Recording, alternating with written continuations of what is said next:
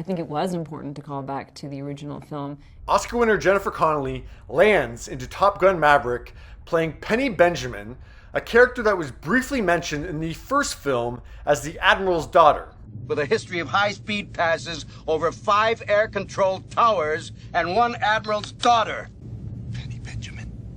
Characters who were mentioned a lot more in the original were Charlie, played by Kelly McGillis, and Carol, played by Meg Ryan in a breakthrough role.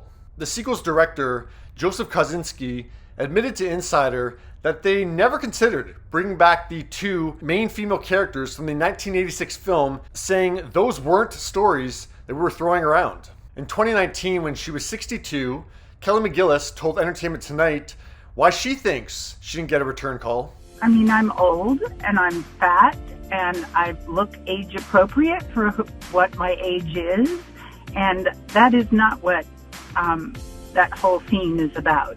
But Joseph maintains that it was just because they needed some fresh material. I didn't want every storyline to always be looking backwards. It was important to introduce some new characters. But the new story did allow for the return of Iceman, played by Val Kilmer, so it was only the female roles that stayed in the rearview mirror, and Jennifer Connelly got to sit in the passenger seat. Joseph says the new female role was an amazing opportunity to get Jennifer into the film.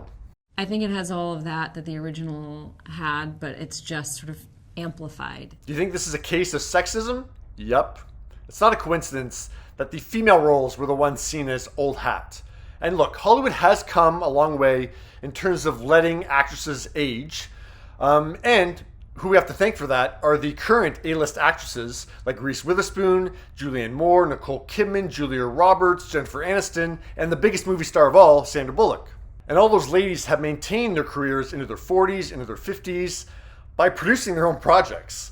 And we still have actresses that aren't getting great roles anymore. I think of Rene Russo. I think of Elizabeth Shue. So yeah, ageism is still a thing. Now at least the Top Gun love interest change isn't an absurd one. Tom Cruise is 59, Jennifer Connelly is 51, and like I said, Kelly McGillis is 64 now, and Meg Ryan is 60. But yeah, having Meg Ryan, who was once a massive movie star, in the sequel would have been even more buzz for this film because she hasn't done a movie since 2015. But I think sexist ageism prevented that from happening. What do you think?